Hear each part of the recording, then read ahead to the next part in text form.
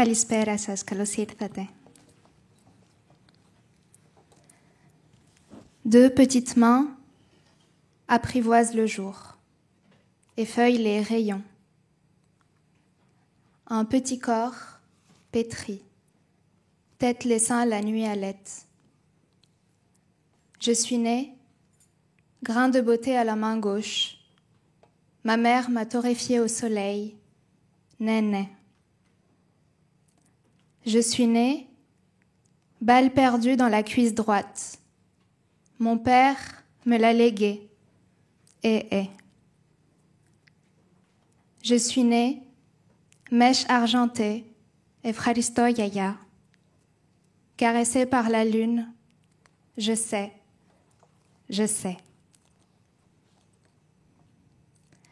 J'ai tissé et détissé des routes, tissé Jarjoua, Jézine, Beyrouth, les Messos, Athina. Détisser des ponts.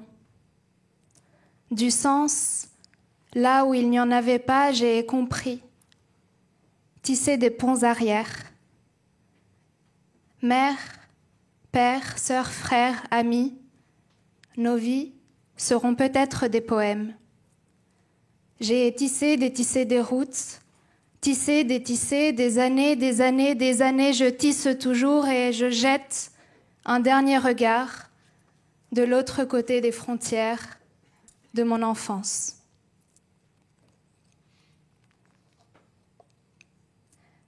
Captive des mots que j'écris, je suis en 3 pliés. Captive de mes lettres, des courbes. À l'intersection, toujours à l'intersection, du Sad, du S et du Sirma, de mon prénom captive. Voici ma mosaïque. Ici, là-bas, mon identité dans ces quelques vers, en 3 pliés captives, d'un domicile sans clé, d'un baït captive, d'un poème libre. La frontière de mon pays s'étend comme un arc sur les branches supérieures d'un grenadier planté par mon père Mohammed, arrosé par ma mère Eleni. Un proverbe dit: qui te présente une grenade épluchée t'aime d'un amour plus pur que le ruisseau. Mon père ne m'a jamais dit je t'aime. Ses lèvres cousues par la guerre, il ne pouvait parler. Mais il m'épluchait des grenades. Une grenade par jour, en septembre. Et dans chacune, des centaines de grains, des aubes nouvelles. Je suis enceinte d'une frontière longue de 79 kilomètres. La taille moyenne d'un fœtus à naître est de 50 centimètres. De combien de mois, de combien d'années suis-je enceinte? Je ne sais plus. 1920, fécondation. Je porte dans mon ventre des générations de femmes. Je porte celle de ma mère, celle de ma grand-mère, celle de mon arrière-grand-mère Jalila. Ce sont les femmes de mon pays qui ont porté la frontière. Les fœtus font en moyenne 50 centimètres puis ils naissent. Ma frontière prend toute la place et elle ne naît pas. Elle se roule en boule, parfois. Elle donne des coups, parfois, mais elle ne naît pas. Quand vais-je enfin accoucher de ma frontière?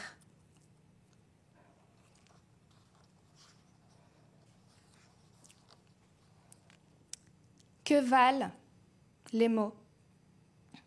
Que valent les mots d'une langue natale dans l'exil?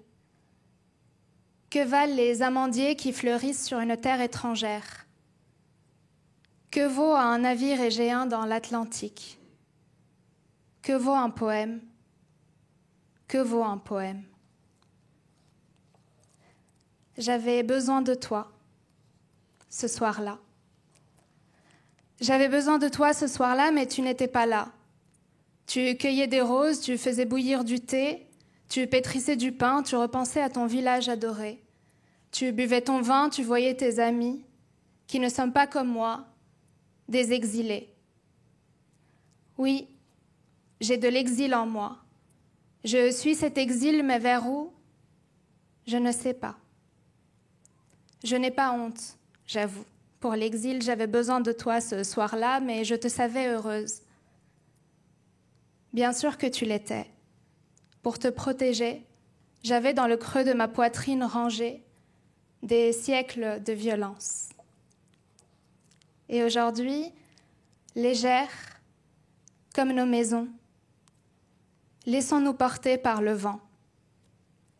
Allons chez les Razel et déguster le ftar, prenons des baraz et des marmoules. Tout juste sortis du four, allons noyer notre exil dans les baklavas d'Athènes, d'Istanbul. Prenons un verre d'ouzo, d'arak, de raki. Le nom change au gré des saisons, comme la lune, les marées, les floraisons. Du Sou de Damas, envolons-nous à Alep, allons à Métline, passons par Alger. Où que j'aille, les goûts me ramènent à toi. Nous pouvons, bien sûr que nous pouvons. Nos maisons sont légères, plus légères que nos cœurs. Merci.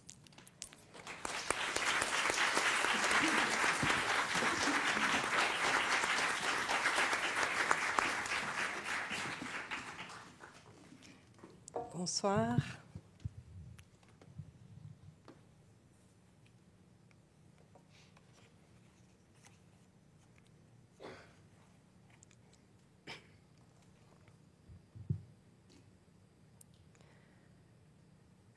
Le dernier jour du mois d'août, pourtant, j'ai l'impression qu'on a quitté l'été.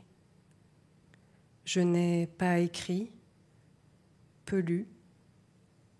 Hier, j'ai acheté des cahiers et un nouveau livre. Il faut noter, sinon j'oublie tout. Être seul et loin, c'est n'avoir aucun problème. Est-il temps de remonter ma montre ?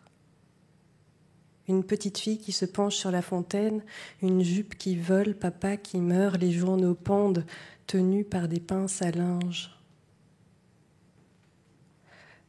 Depuis quelques jours, le temps est à l'orage. Des hommes de 50 ans, bien habillés, qui fouillent les poubelles, les étudiants du quartier, bronzés après les vacances, pleins d'une énergie renouvelée. Nota bene, aller au cinéma en plein air et boire une bière à la bouteille.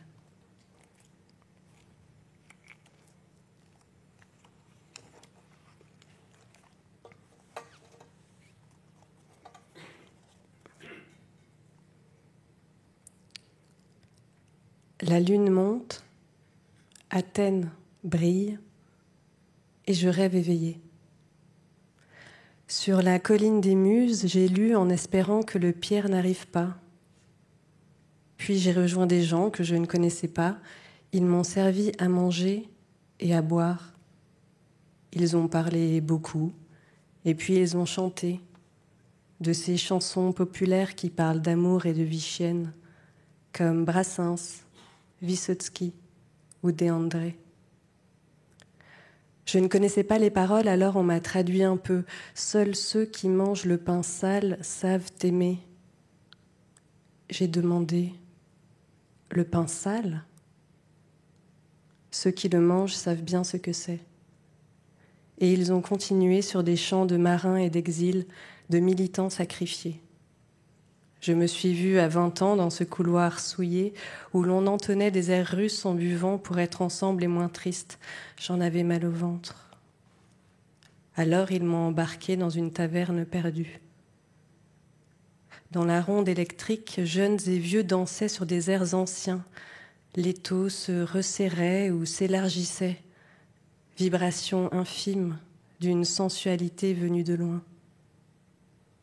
Et je me suis dit que s'il ne nous restait plus rien, il nous faudrait danser cette mélancolie folle et la pluie de tomber sur les mandariniers.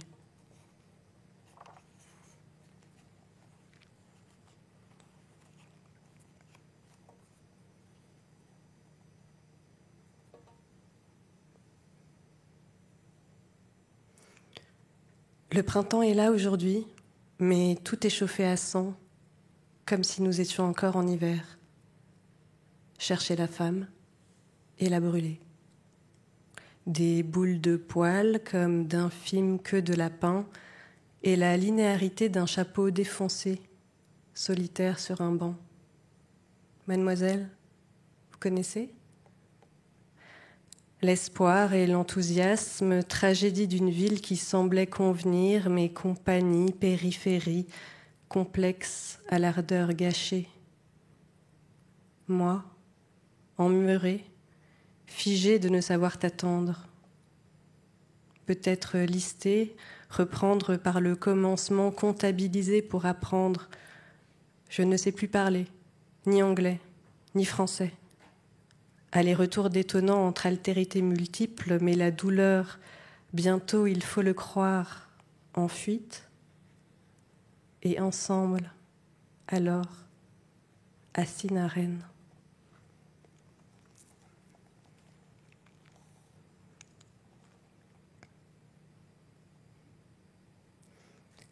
J'ai grimpé et dévalé 1000 collines aujourd'hui, des villas arborées de psyricots, au cyprès éternel du cimetière de Metz. À Sinamo, avec tes rues en pente, tes horizons bouchés, tes garagistes endormis, tes cafés en attente, tes spectacles de fin d'année qui retentissent dans les cours d'école, tes télés qui s'étouffent dans des sous-sols engloutis, tes silences stagnants et tes avenues encombrées. Ton ciel gris-jaune, signe des chaleurs d'orage, tes trottoirs défigurés, tes poubelles oubliées. Partout, tes acacias, tes pins et ton odeur de résine. Et Imitos, en fond, solide. J'ai grimpé et dévalé 1000 collines aujourd'hui et accroché un regard qui souriait en biais, des mouches collées sur les jupes de gardes impuissants, avant de retrouver mon cimetière bien-aimé. Là, entre le coucou envolé et les voitures au loin, les cigales, pour la première fois cette année. Pardonne-moi, Assina, si douce, si belle. Toi et tes rues me rappellent parfois la Crimée. Gourzouf, Koktebel, Yevpatoria, que deviennent-elles? Et toi, chérie, Vagne, Vagnetchkecher, je me rappelle tes champs de blé. J'ai grimpé et défalé 1000 collines aujourd'hui, car demain je te quitte. Mais je me réjouis de te retrouver à Sinarène, vide et délaissé, au cœur statique de l'été. Lorsqu'un drap tient trop chaud, que l'air trop épais bute contre les persiennes, que les fenêtres ouvertes ont l'air bêtes des choses immobiles, que les nuits pèsent de questions 1000 fois retournées et que le ronflement du voisin s'invite, marais d'insomnie.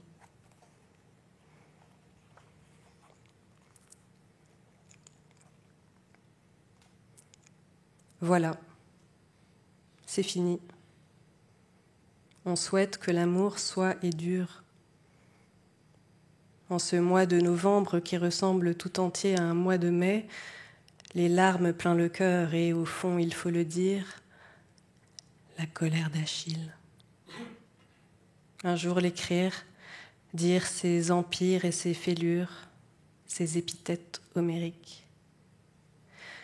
Des nuits à boire plus que de raison, pourtant sans enivrement, mais danser, euphémisme mal trouvé, tristement sec.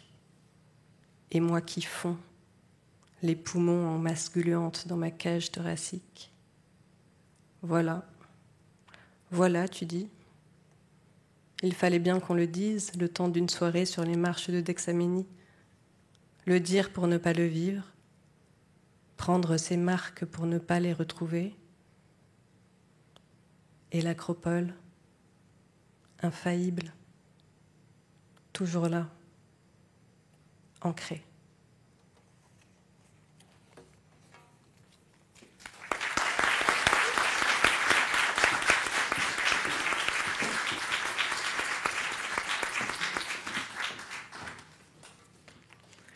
Je vous vois pas, mais bonsoir. Des origines. Enfant, une sensation, une cicatrice inexpliquée que les autres n'ont pas. Un peu douleur, un peu fierté. En grandissant, la conscience se précise, et avec elle, le déchirement, un camailleux si lent que si tu te rappelles son avancée, tu ne peux pas situer son commencement. L'écartèlement, voilà. Les bouts sont dispersés, enfouis ou emportés. Ils l'ont été depuis la première heure. Il te fallait la certitude que rien ne se résout plus tard pour que la conscience terrasse. Ces drôles de liens. Le père appelait la famille par le nom du pays. Tous les 3-4 mois, la Grèce téléphonait. Loin de m'imaginer, je décrochais. M'arrivait une affection d'aîné, sans visage, apeurante. Mes oreilles en brûlaient de gêne. Vite, j'allais trouver mon père en chuchotant un nom, un lien, lui refourguais le combiné. Au premier mot en grec, lui venait cette voix cuivrée de quand il parlait fort, croyant couvrir l'éloignement. Chatouillé par l'agacement, la jalousie, je retournais vaquer, laissant mon père hurler avec la Grèce, lui, à ses instants étrangers, ou moi. Bâtarde. Il me faut, en plus des ignares, affronter les intentionnés du bien, qui s'attribuent le droit d'inventer les reflets, dont l'inculture assigne les parentés, jusqu'à ce que le lacis des réalités vienne les agacer. Et il y a les racines, mais piquantes intrusives. Souffrez l'infirme, l'inapproprié, qui sait à peine s'exprimer, qui vient si peu, toujours trop tard. Souffrez-la, sans rancœur, sans pitié. Et de grâce, vous tous, ne prenez plus la peine de me raconter mon histoire. De toutes parts, il y a cette origine que mon nom dit, son intenable intensité parfois. De chaque départ, elle est le centre de gravité, une fournaise autour de laquelle j'évolue. Et aujourd'hui, voilà que la Méditerranée me revient. Les Syriens, comme les Grecs, disent non en haussant les sourcils ou d'un coup de menton. C'est doux, je ne les connais pas, ils me sont déjà familiers, ne veulent rien me remontrer. Et n'attendant rien d'eux, je peux me réchauffer, sans craindre d'être consumée. 2. Nouveaux les uns aux autres, eux, Syriens, Irakiens, mes étudiants. Et la langue étrangère, ce chemin du début, comme une seconde enfance. À ceci près que je ne veux être et ne serai ni leur mère, ni leur père. Aîné plutôt, oui, voilà. Aîné. Et la salle de classe sera la maison libre que nos parents nous ont laissée. La danse. Les mauvais jours, tu penses, tout est écrit déjà dans tes liens aux racines, celles des terres lointaines, un puzzle défaillant, des pièces qui ne peuvent s'emboîter. Mais ce n'est pas aussi figé, non? Ni aussi simple, ni aussi plat. Une danse plutôt, oui, voilà. Avec tes racines, tu danses. Vous vous toisez, vous tournez en gestes lents. Parfois tu fuis et tu crois les avoir semées. Semées. Quand elles réapparaissent, juste devant, et le mouvement reprend. Une danse épuisante, suffisamment, sans la charge d'un public indiscret, des inconnus ou non, qui en passant se crient « Mais pas comme ça, tu devrais bien savoir pourtant !» Les importuns, voilà la poisse, qui s'immisce, qui se masse et donne le tempo. Le tempo, mais il n'y en a pas. Lorsque nous dansons avec nos racines, nous composons perpétuellement. Irrégulière. J'ai rêvé que je retournais en Grèce, je marchais dans Thessalonique, sans papier, sans affaires, juste une robe à fleurs. La tour blanche irradiait. Je marchais, à nouveau jeune fille, aimant de bienveillance, chaque pore à l'affût. Naître, rien d'autre que composite, agglomérat, de langues approchées, apprivoisées, puis le temps passe et rien, elles sommeillent et leur lien avec elles. Mais tout sommeil, les terres, des aïeux ou sans, peu importe vraiment, tous des membres fantômes, souffrances scintillantes, qui se révèlent par intermittence. Merci.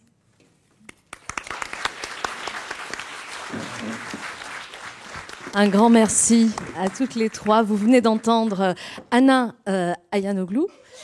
Sensation du combat, c'est les extraits de ce recueil que nous venons d'entendre. Juste avant vous, Johanna Dunis, qui a lu des extraits de Topologie, Contes d'Athènes, aux éditions du Castor Astral. Et enfin, nous avons commencé avec Sofia Karampali-Farhat, avec Zaatar, publié aux éditions Bruno Doucet.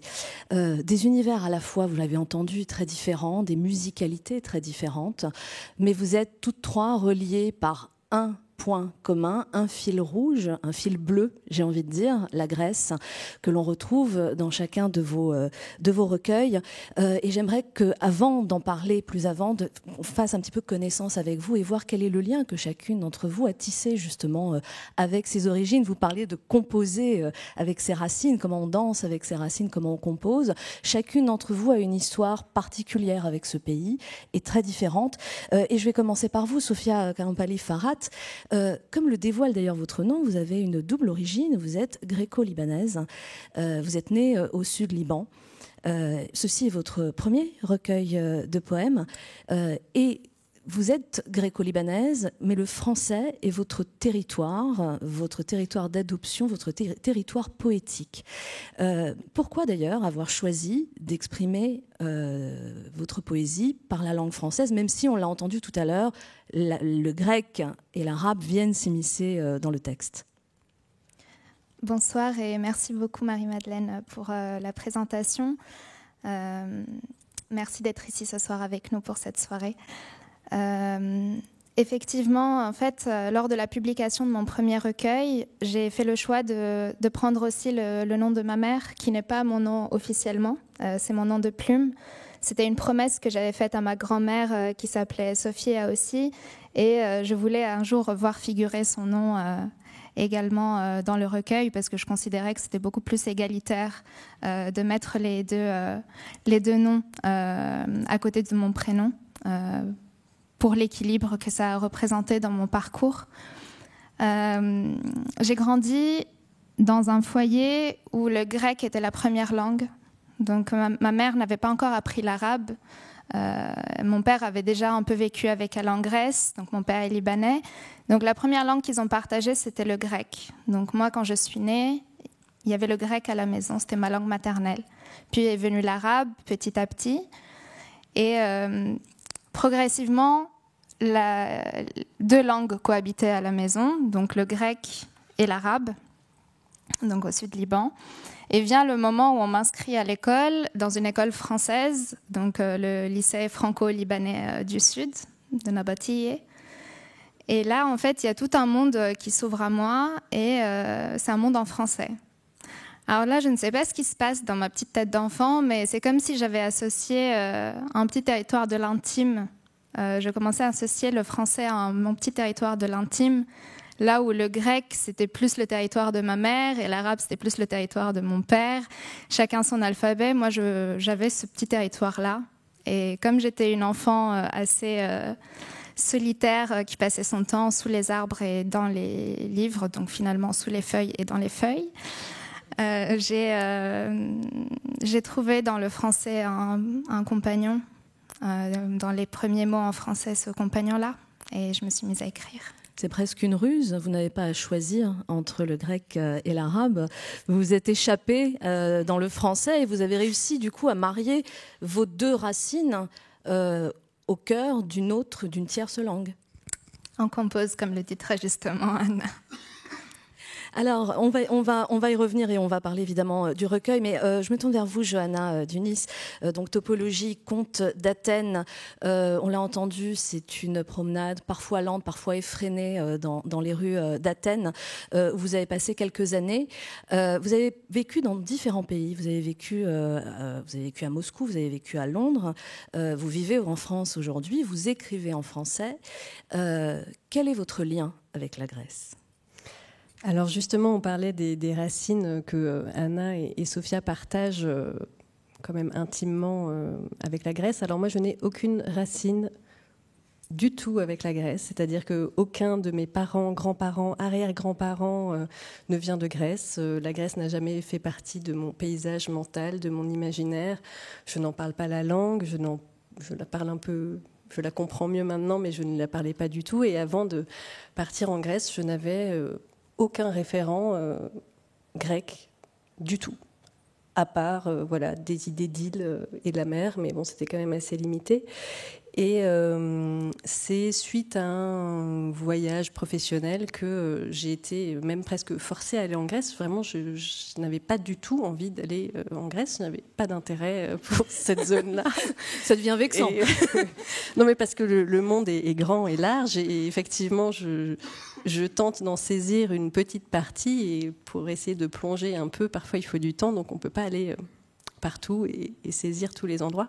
Bref, j'avais finalement accepté d'aller là-bas et puis là, quelque chose s'est joué effectivement comme une sorte de monde intime qui m'a été révélé à moi-même, hein, mais vraiment sur le tard. J'avais déjà, 35 ans et un peu sur un coup de tête, il faut le dire, j'ai décidé de partir m'installer à Athènes. J'ai oublié de préciser que vous êtes autrice de documentaires, parce que vous disiez que vous y étiez allée pour des raisons professionnelles. J'imagine que c'est dans ce cadre-là. Et il me semblait important de le noter, parce que le regard de la documentariste doit aussi jouer un petit peu dans votre rapport au territoire et à la langue aussi. Alors je pense qu'effectivement ça joue. Je suis aussi autrice de guides de voyage, voilà.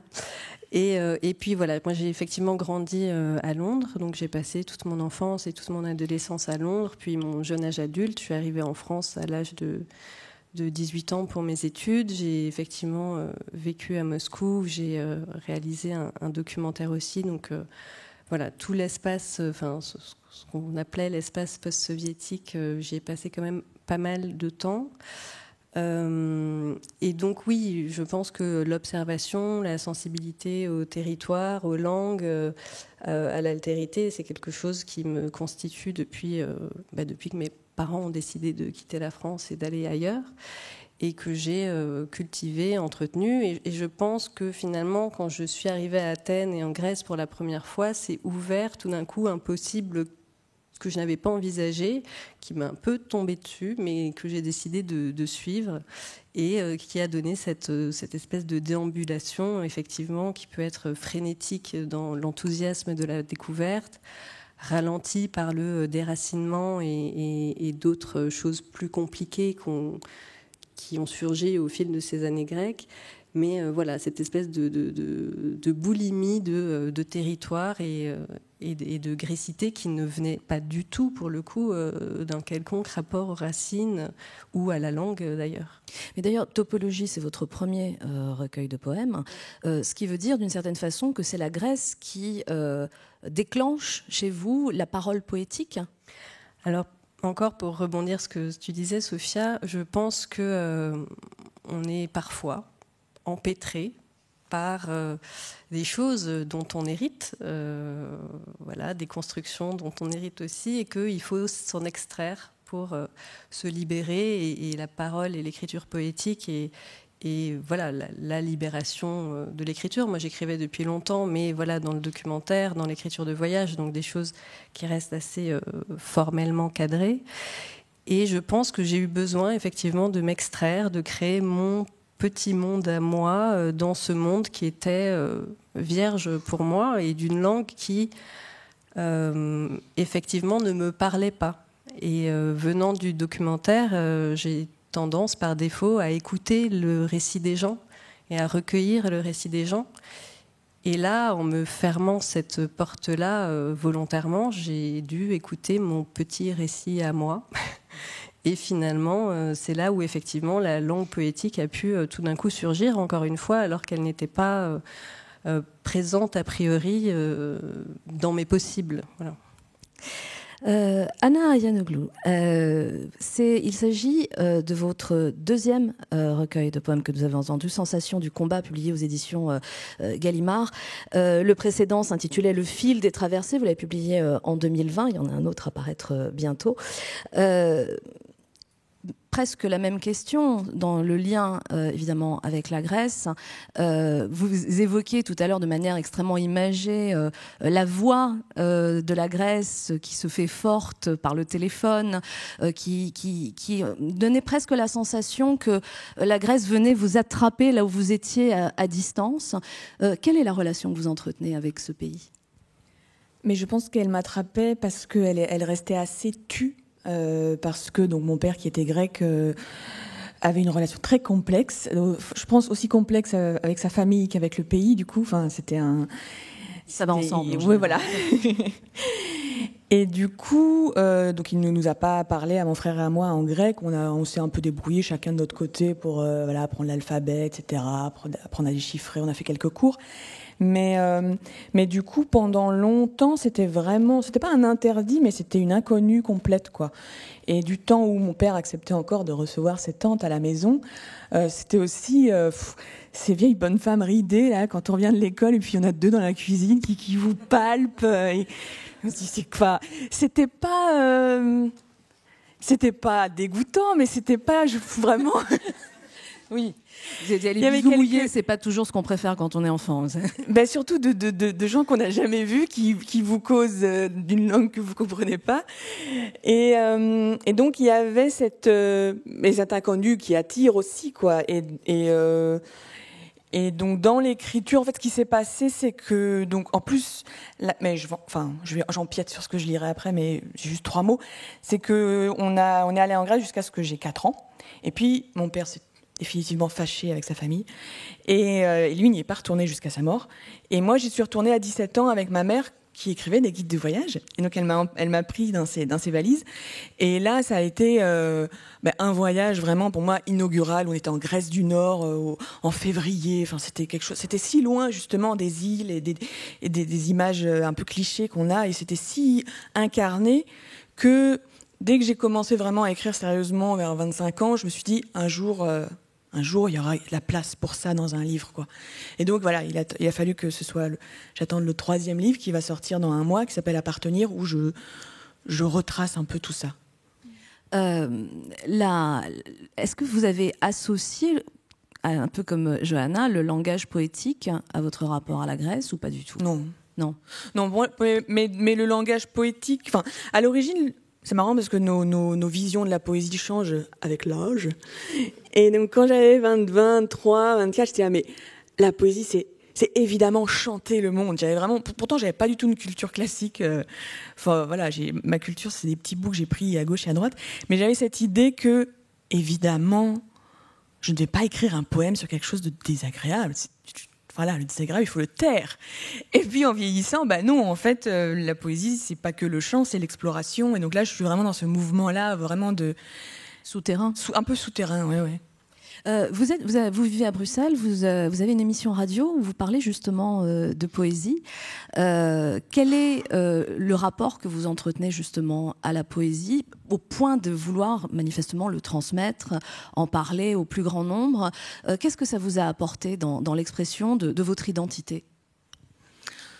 De mon identité, c'est une grave et grande question. Je ne sais pas si je pourrais y répondre là, mais en tout cas, ce qui m'a porté vers la radio et vers ce désir de donner à entendre. En fait, je ne parle pas de poésie, je donne à entendre la poésie. C'était vraiment l'idée de ne pas être dans le commentaire, mais de donner que du brut, quoi. Et donc ça s'appelle « Et la poésie alors ?» Et en effet, « Et la poésie alors ?» Et donc ce sont des poèmes en langue originale, en entier. Alors ils ne sont pas trop longs, parce que sinon on perdrait les auditeurs. Et en traduction française. Et donc là, il y a vraiment, pour moi, c'est une platitude effarante, mais l'amour de la poésie va avec l'amour de la langue, vraiment. Et là en fait, j'ai aussi découvert des choses qui étaient une place encore plus forte accordée au rythme et à la musicalité. Ça paraît bête, mais je trouve que quand on lit de la poésie contemporaine, parfois on a l'impression que j'ai passé à la trappe. Et parce que quand on écoute de la poésie en langue étrangère, dans une langue étrangère qu'on ne comprend pas, le rythme et la musicalité, c'est les premières choses qu'on va percevoir, en fait. Et on va même projeter des choses sur ce qu'on entend. Et puis, quand on aura la traduction, c'est un peu un test de Rorschach, quoi. Je ne sais pas si je le dis bien, d'ailleurs, c'est comme ça. Vous voyez ce que je veux dire. Mais cette question de la poésie en langue originale m'interpelle. Je me tourne vers vous, Sophia, parce que on a vu tout à l'heure, je le disais, vous avez ressenti le besoin de mettre aussi des mots en grec, des mots en arabe, comme si justement la langue originale des émotions, de quelque chose de vécu, ne pouvait pas justement être remplacée par quelque chose de traduit. Et voilà, je trouvais intéressant de s'interroger sur le rôle de la langue originale et de la langue originelle. De la même manière que Johanna, vous n'êtes pas grecque, ça n'est pas votre langue, mais pourtant c'est la Grèce qui induit la poésie. Dans votre cas, pourquoi cette nécessité de faire une extraction de la langue grecque et de la langue arabe à l'intérieur d'un poème en français? J'écris dans mes 3 langues, mais j'ai publié mon recueil en français. Je pense que c'était la première manière, peut-être la plus simple aussi pour moi de me présenter aux autres. Je cache un peu mes poèmes grecs et arabes encore. J'écris dans mes 2 autres langues, donc ce n'est plus ma seule langue d'expression poétique. J'écris aussi bien en arabe qu'en grec dans mes petits carnets que j'illustre aussi avec des œuvres plastiques. Mais j'ai l'impression que c'est un autre territoire de l'intime, et petit à petit, j'ai l'impression quand même que ça déborde dans mes poèmes. C'est-à-dire qu'il y a des mots qui vont venir... comme si en fait je retissais ce lien aussi avec mes pays. Avec la Grèce, ça a toujours été un peu plus compliqué parce que j'ai vécu au Liban, donc dans le sud du Liban. J'allais à l'école, j'apprenais le français. Et en fait, chaque année, avec ma famille, on attendait l'été pour aller en Grèce, donc faire les 2 mois, juillet, août, chez ma yaya, dans le nord-ouest. Moi, je viens d'Épire, dans un petit village. Et en fait, ces beaux souvenirs-là aussi qui m'ont permis d'avoir ces mots qui venaient un peu comme des soleils dans mon poème, pour apporter cette lumière dans cette enfance quand même qui a été assez douloureuse. Le grec a toujours été un peu ce refuge dans lequel j'ai envie de plus en plus de pénétrer, maintenant que j'ai pu dire ce que j'avais à dire aussi dans mon premier recueil. Pour moi, en fait, chaque langue a aussi ses mots qui sont assez forts dans la langue originale. Dans un des poèmes que je vous ai lu, il y a le mot « bait » que j'aime beaucoup, le mot arabe « bait » qui veut dire à la fois le vers du poème et à la fois la maison. Je trouve que c'est un mot sublime. Et lui, par exemple, je ne sais pas comment le traduire. Donc voilà, je l'ai intégré comme tel. Et tout à l'heure, je vous lirai un poème aussi avec quelques petits mots en grec. Mais pour moi, c'est vraiment une composition. C'est une composition. J'essaye d'écrire des poèmes aussi qui sont un peu à l'image de qui je suis. Et j'espère pouvoir un jour aussi avoir ce niveau d'intimité avec les personnes qui m'écoutent pour publier aussi mes poèmes directement en grec. Et là va se poser peut-être après la question de la traduction. Là, c'est des poèmes que j'aimerais moi-même traduire. Voilà. Zaatar, c'est l'histoire de l'amour d'un pays, mais aussi d'un déchirement. Vous parlez de frontières, vous parlez d'être enceinte d'une frontière. Il y a de l'engagement aussi dans ce texte. C'est des émotions, mais c'est aussi un engagement, n'est-ce pas? Oui, Zaatar, c'est le thym libanais qui pousse du coup au Liban, mais pas que. C'est un thym qui pousse dans plusieurs pays de la Méditerranée, en Syrie, en Tunisie aussi, etc. Il y a aussi l'équivalent un peu... J'ai même trouvé du za'atar à Athènes. Du coup, j'ai coupé une branche, j'ai fait une bouture et maintenant, je l'ai plantée chez ma mère à Athènes. J'étais très heureuse. C'est l'histoire d'un déchirement, c'est l'histoire de... On a eu une enfance compliquée parce qu'en 2006, nous avions vécu la guerre israélo-libanaise. On avait 11 ans et c'est à ce moment-là aussi que l'ambassade grecque nous a pris parce qu'on est ressortissants grecs. Ils nous ont accompagnés. On est allé jusqu'au port de Beyrouth parce que l'aéroport avait été bombardé et ils nous ont mis dans les gros bateaux, les gros navires de guerre. Ils nous ont ramenés en Grèce. Donc il y a vraiment cette histoire d'essayer de détisser ces routes et de retracer un peu cette histoire qui est assez douloureuse, mais qui finalement se traduit par une nouvelle maison dont les pages sont plus solides que des murs et qui nous permettent d'être et d'espérer. Voilà. Johanna, pas vraiment des mots grecs, mais quand même, on vous a entendu dire Athénamon et non pas Athènes, pas mon Athènes, mais Athénamon. Qu'est-ce qui fait qu'au moment où on écrit un texte sur Athènes, on ressent le besoin de le dire dans la langue originelle ? Je pense que, comme disait Anna, il y a une question de musicalité de la langue. Moi, le grec, au départ, j'avais une sensation je n'arrivais pas à reconnaître la langue. Et souvent, quand je tendais l'oreille... Bon, à Athènes, évidemment, elle était partout, mais quand je rentrais en France, par exemple, et que j'entendais parler grec, je reconnaissais quelque chose, mais je n'arrivais pas à reconnaître.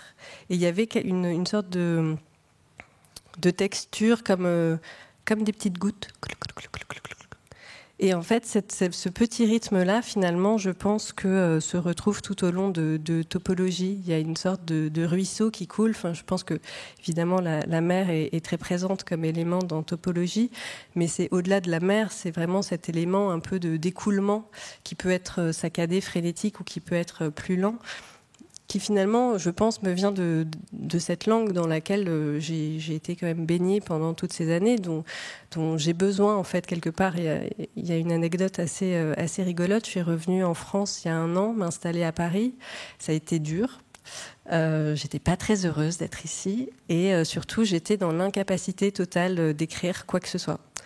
Ça faisait un petit moment que ça durait, mais ça s'est vraiment concrétisé à mon retour.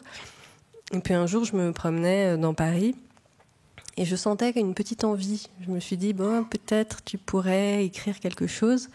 Mais bon, c'était assez abstrait et je tombe devant un café grec, mais qui avait vraiment l'air grec, pas le grec, voilà. Vraiment, design. Voilà, les tables carrées en marbre. Dedans, il y avait de la bonne musique grecque. Les serveurs parlaient en grec, les clients parlaient en grec. Mais c'est où? On veut y aller. Je me le garde. Et je me suis pris un Fredo, je me suis mise sur une petite table et là, j'ai sorti un papier, j'ai commencé à écrire. Et en fait, d'être baignée dans la musicalité de cette langue, quelque part, doit faire quelque chose chez moi qui fait que j'arrive à écrire. Alors, c'est un petit peu plus compliqué maintenant que je suis à Paris, puisqu'il faut bien que je trouve les moyens d'écrire en étant ici. Alors, je pense que ça passe par d'autres langues. Mais voilà, je pense que c'est malgré tout, quand on est baigné dans une musique, elle ressort. Et dans Topologie, à l'origine, il y avait aussi du russe que j'ai effacé avant d'envoyer aux éditeurs. Je ne sais pas trop pourquoi je l'ai fait. Pourquoi vous l'avez écrit en russe ou pourquoi vous l'avez effacé? Non, pourquoi je l'ai effacé. Ouais. Je pense que j'aurais dû le laisser, à vrai dire. Mais je me suis dit, voilà, il y a quand même, quand on envoie un texte, l'appréhension et l'envie d'être compris et entendu. Et quelque part, avec cette langue-là, j'avais peut-être peur que ça passe à la trappe. Donc il y avait un peu de russe dans Topologie qui s'est évanoui et qui reviendra peut-être pas dans le prochain non plus, mais voilà, les langues mais survivent. Ceci dit, ce que vous nous dites en nous révélant cette anecdote avec le russe, c'est que le langage poétique, j'ai le sentiment, en vous écoutant, que le langage poétique ne s'encombre pas justement de racines linguistiques, d'origine, etc., et qu'il s'impose dans la langue dans laquelle il a envie de s'imposer. Comme si, à partir du moment où on est porteuse de plusieurs langues, on ne sait jamais d'où va surgir, de quelle langue, de quelle racine va surgir la poésie. Est-ce que vous l'avez ressenti comme ça ? Oui, et là, par exemple, sur le prochain recueil sur lequel je travaille, il y a beaucoup de textes, pas beaucoup, mais il y a certains textes fondamentaux qui sont en anglais. Donc, j'ai grandi en Angleterre, une langue dans laquelle j'écrivais pas spécialement, bien que la première fois que j'ai écrit un vrai poème, j'étais à Athènes et c'était en anglais. Mais bon, et donc là, ces textes fondamentaux qui vont rythmer le texte seront en anglais. Et j'en parlais à mon éditeur qui me disait peut-être tu devrais les traduire toi-même. Donc toi, tu veux traduire tes propres textes. Moi, je suis incapable de faire ça et surtout, je n'ai pas envie. Je pense que des langues existent telles qu'elles existent et que parfois, il ne faut pas les toucher exactement comme ce que tu fais avec l'émission radio. Je pense qu'il faut... Il faut savoir être perdu dans une langue, ne pas saisir spécifiquement le sens, mais s'imbiber de musique, de rythme et d'émotions. Il y a plein d'émotions et de sens qui passent, même sans connaître la grammaire et les mots. Anna, vous êtes d'accord avec Johanna ? Ah oui, tout à fait. Mais je pense qu'on n'a pas cette prévention quand on écoute de la musique. Enfin, moi, j'ai adoré les Beatles, ça fait 8 ans, je ne pétais pas un mot d'anglais. Et j'ai découvert à 30 ans ce que ça voulait dire, quoi. Et donc, pourquoi on se permettrait pas, c'est un peu ce que je fais dans l'émission, c'est-à-dire, parfois je mets une musique assez douce ou bien un fond sonore en fond du poème en langue étrangère parce que ça permet de baisser les défenses. Quand on a ce truc un peu, je dois tout comprendre, je dois tout capter. Mais non, en fait, il y a aussi moyen de se laisser porter. Bon, après, ça veut pas dire qu'on va faire ça toute notre vie, mais il y a cette, voilà, ce n'est pas que intellect, hein, un poème. Et donc. Pas content. Non. Oui, ça vous énerve. C'est-à-dire que oui, franchement. Non, mais alors justement, à vous écouter, plutôt que de dire que la poésie est le fruit de l'intellect, peut-être que c'est plus organique que ce qu'on imagine. C'est-à-dire que le côté poésie-intellect, c'est quand même quelque chose de très français, par exemple, parce que pour cette émission, j'ai commencé à lire énormément de poésie étrangère. Bon, j'adorais depuis mes 20 ans, que j'ai découvert dans la grosse anthologie poésie irlandaise chez Verdier. Je n'ai aucune part chez Verdier, mais je vous la conseille. J'adorais la poésie irlandaise parce que dans la poésie irlandaise, il y a mais il n'y a pas toute... Enfin, nous, on est quand même très cloisonnés, quoi. La poésie, c'est ça, la prose, c'est ça. Bon, c'est en train de... Les verrous sautent un peu, mais quand même. Et donc d'avoir... je sais pas où je vais avec ça, en fait. J'ai perdu. Je vais vous recadrer. En fait, dans un instant, on va avoir le plaisir de vous écouter, de nous lire des inédits. Chacune d'entre vous travaille ou a travaillé un ouvrage à paraître, notamment vous, Anna, votre prochain ouvrage Appartenir va paraître le 7 mars aux éditions du Castor Astral. Et justement, vous nous disiez tout à l'heure que cet ouvrage était vraiment, pour le coup, ancré dans la Grèce et dans votre rapport à la grécité, hein, comme on a dit dans le titre de cette rencontre. Est-ce que vous pouvez nous en parler un petit peu, justement ? Qu'est-ce qui s'est passé avec ce recueil ? Quel a été l'élément déclencheur pour vous lancer sur ce territoire-là ? Alors ça va être très personnel, mais je pars du principe que si je l'ai écrit, je n'ai pas à avoir de pudeur à en parler. L'élément déclencheur, il est assez dur, c'est un avortement. Et c'est que au moment, donc dans le bloc opératoire, il y avait beaucoup de personnes là, infirmiers, docteurs, et l'anesthésiste était grec. Et avec son bel accent, comme ça, très sympa, elle m'a dit, alors, ça fait longtemps que vous n'êtes pas allé, tout ça. Et bon, et ça a été vraiment, enfin, je vais pas m'étendre là-dessus, mais ça a été évidemment un choix à faire qui est pas anodin du tout, mais il était rendu moins tragique peut-être par l'humanité de ces soignants et notamment cet anesthésiste. Et il y a eu cette chose de, décider de faire une IVG, c'est dire non, c'est ce qui est dans un des poèmes inauguraux de ce recueil, au poids de la lignée. Et donc, alors oui, d'accord, mais moi, c'est quoi ?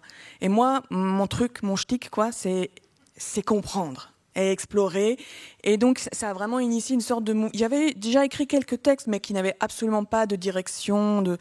Et donc, il y a vraiment un mouvement exploratoire de revenir à déjà à ce voyage inaugural dont je vais lire 2 poèmes là, et aussi comprendre la figure du père et la figure et à quel point il a été toute sa vie presque adulte, doublement étranger, à la fois grec en France et la famille de ma mère, c'est des Vendéens, un grec. C'est comme un Égyptien, c'est comme, je compte pas le nombre de pays où on lui a dit ah mais oui vous venez de, pas du tout. Donc c'était déjà il y a 30 ans, ça a sans doute changé aujourd'hui, je suis méchante, mais donc il y avait ce cette étrangeté là et le fait aussi il a une santé très très mauvaise avec beaucoup de problèmes qui l'ont amené à être hospitalisé très très régulièrement et un compagnonnage avec la maladie et donc d'être aussi l'étranger parmi les saints. Et voilà, et il y a un moment, je sais pas comment vous fonctionnez, mais il y a toujours moi un moment où je me lance dans un recueil, il est encore un peu globuleux, c'est pas du tout le mot. Un peu flou, évanescent. Oui, comme dans l'espace, quoi. Oui. Et puis il y a un moment où ça se forme et donc il va loin, mais je suis assez contente parce que quand les gens me demandent, je dis ouais, ça commence par mon avortement, ça finit par la mort de mon père. Mais par ailleurs, c'est là où je suis allée le plus loin dans la mosaïque des tons aussi, c'est-à-dire parfois c'est drôle. Parfois, je me suis aussi, et je pense que c'est très très dur d'écrire un poème drôle. Et pour le coup, les Irlandais pour ça sont incroyables. Nous, on est nulle part, quoi. Voilà. On va, comme je le disais, écouter les inédits. On avait imaginé qu'on en parlerait après, mais je pense que finalement, il vaut mieux qu'on en parle avant et qu'on finisse sur vos textes, parce que c'est un vrai plaisir de vous écouter lire. Johanna, dites-nous un petit peu, vous allez nous lire donc un texte inédit. J'aimerais savoir d'abord, puisque vous évoquez la nécessité d'entendre la langue grecque pour recommencer à écrire, est-ce que c'est ce qui s'est passé avec le texte que vous allez nous lire ? Alors le recueil en écriture qui est prévu pour l'année prochaine si j'y arrive, j'ai commencé à l'écrire quand j'habitais encore à Athènes. Et puis il a pris une autre forme un peu plus tard, où je n'étais plus vraiment à Athènes. Mais le texte en question que je vais vous lire, donc c'est un texte, est écrit quand je vivais encore à Athènes et est un peu, disons, la prolongation de Topologie, donc mon premier recueil.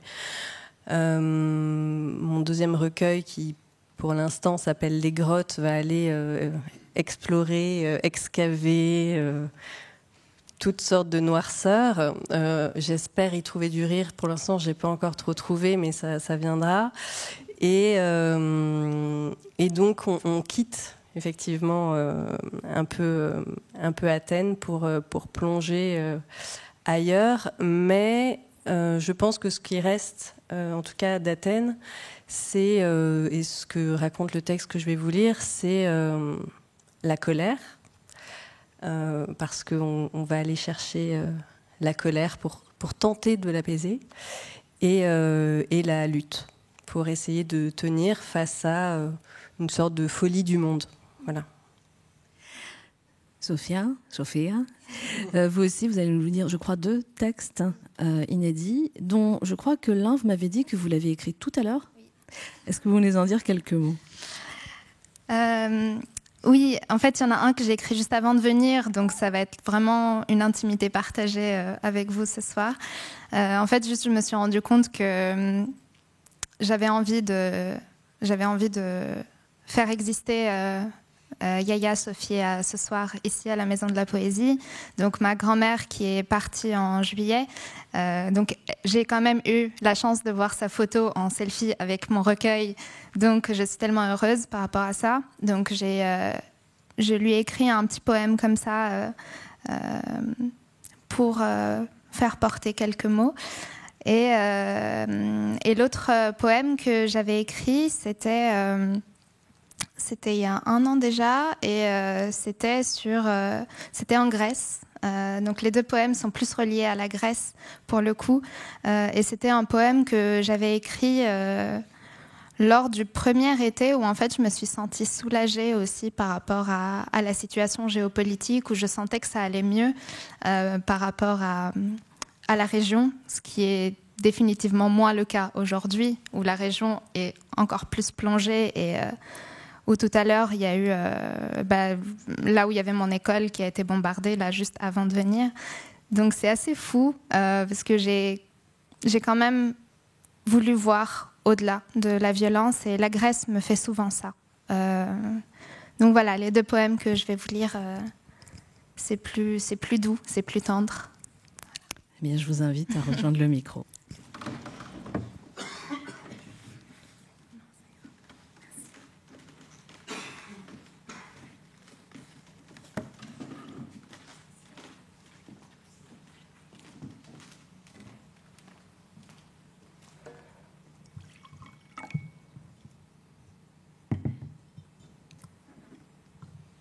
On m'avait dit que cet été serait différent, qu'il serait doux, qu'il se dégusterait comme une île à la petite cuillère.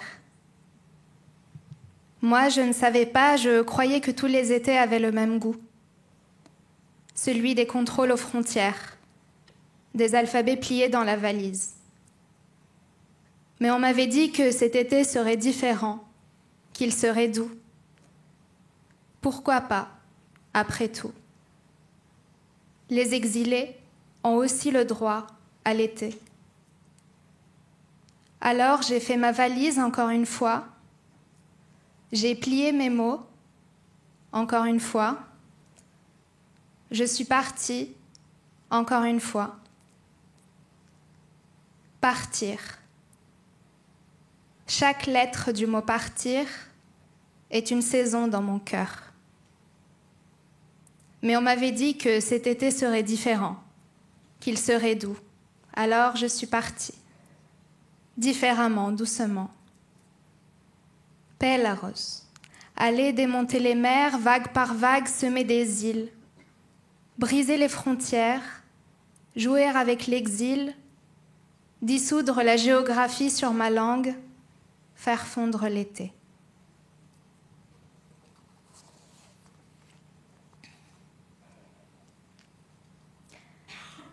J'ai glissé ta géographie sous ma peau.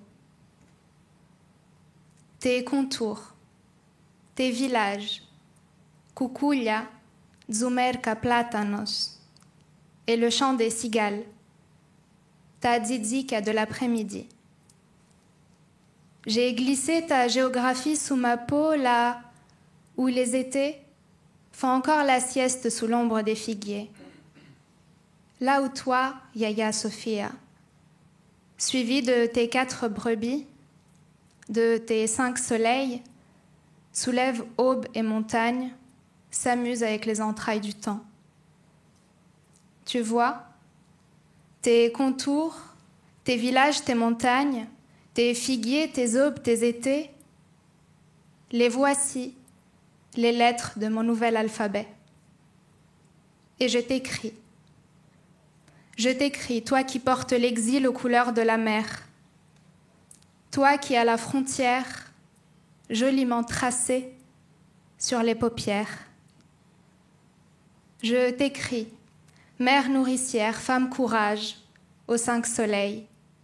Je t'écris, toi qui t'amuses avec la géographie, toi qui pousses la porte de la langue et qui entre lentement dans le poème. Merci. Johanna Dunis.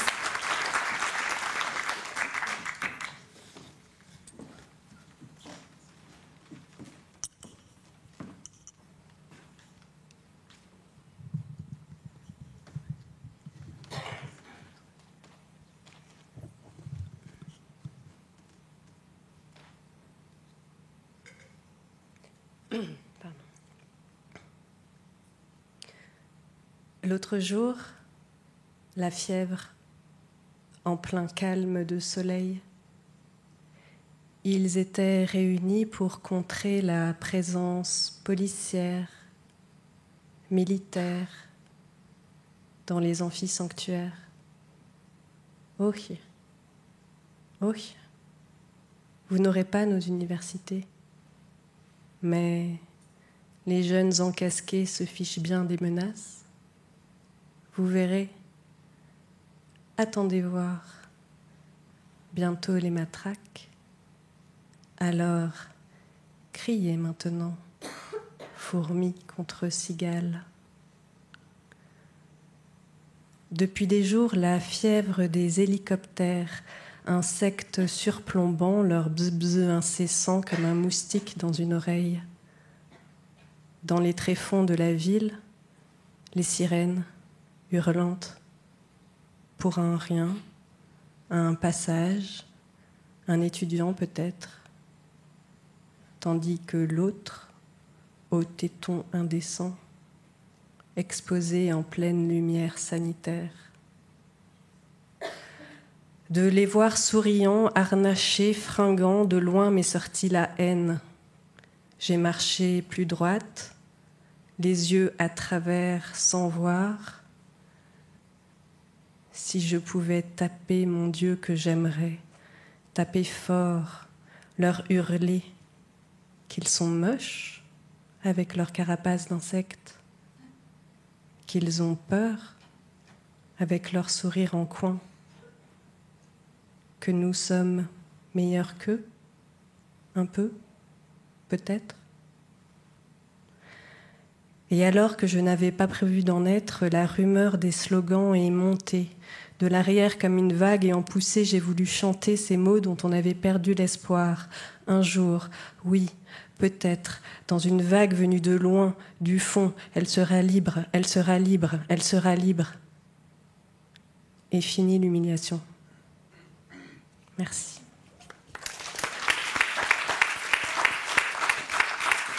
Anna Ayanoglou.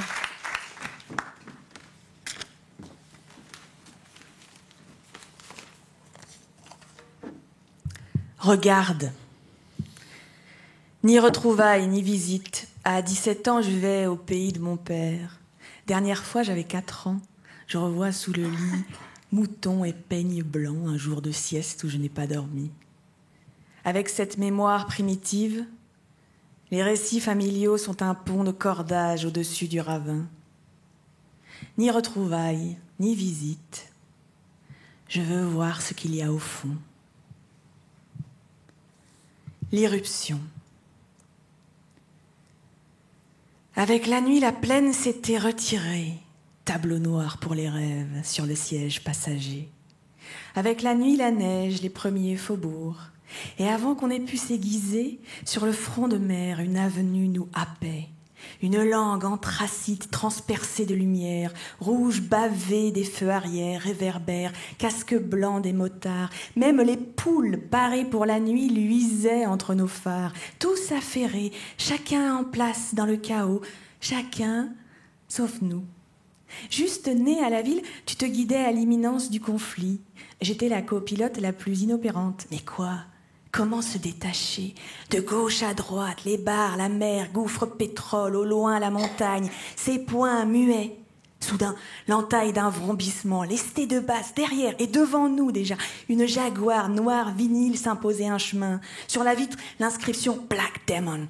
À l'arrière, aigle noir à 2 têtes sur fond sang. Et dans les vapeurs de ton épouvante, mon rire fou. Mais quoi ? Comment le réfréner ? Thessalonique m'avait ravi et recraché. Succession.